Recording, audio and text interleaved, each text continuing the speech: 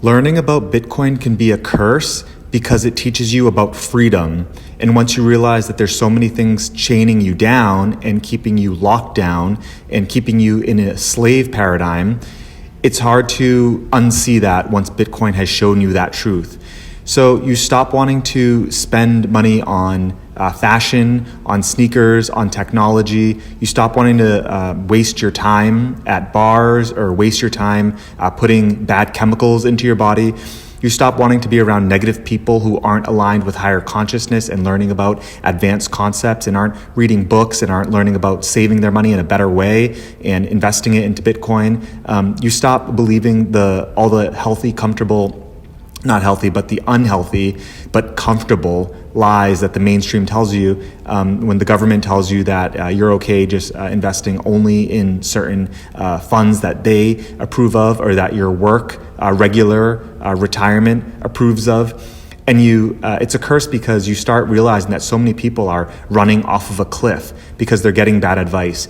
You stop wanting like a fancy car now or a fancy watch today because you start thinking in much larger time frames. You start thinking about in 20, 30 years how you could possibly be in the 1% of people if you own one whole Bitcoin. But you don't have to force yourself to own a whole Bitcoin. You can start stacking little by little now and slowly get your way there. But it takes you out of the pleasures of today. It takes you out of wanting to have that ice cream today or that unhealthy thing today because you start thinking about, okay, I really need to be alive in that 30, 40 year time frame in the future to be able to make sure that my family's successful.